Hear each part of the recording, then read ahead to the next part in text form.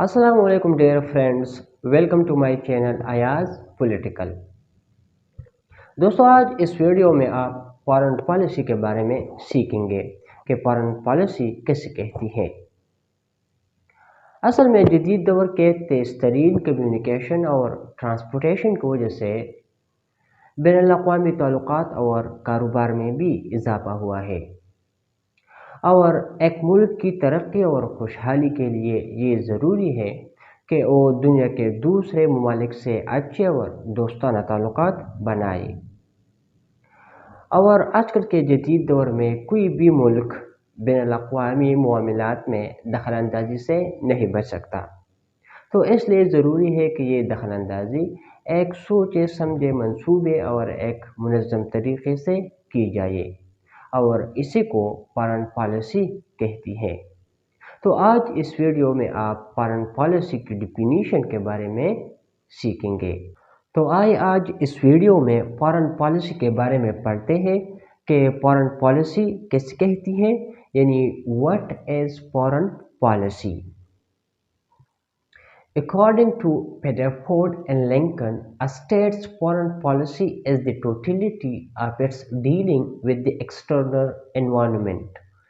Rutherford اور لنکن کے مطابق ایک ملک کی فارن پالیسی کا مطلب یہ ہوتی ہے کہ وہ دنیا کے دوسرے ملکوں کو کیسے ڈیل کرتا ہے، یعنی ایک ملک کی دنیا کے دوسرے ملکوں کے ساتھ سلوک اور تعلقات کو فارن پالیسی کہتی ہے۔ According to Hugh Gibson, a well-rounded and comprehensive plan based on knowledge and experience of conducting the business of government with the rest of the world. Hugh Gibson کے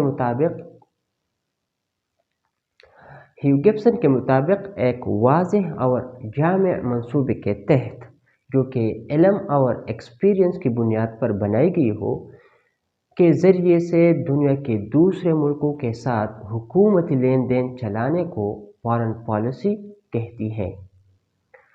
Foreign policy is concerned with the behavior of a state towards other state.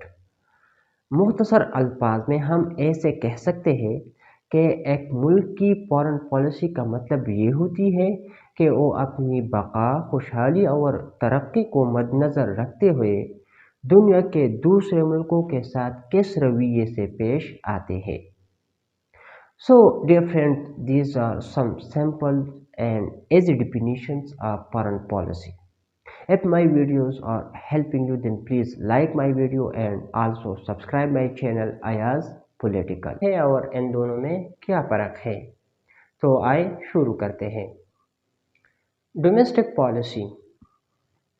Domestic policy کا تعلق ملک کے اندرونی معاملات سے ہوتی ہے۔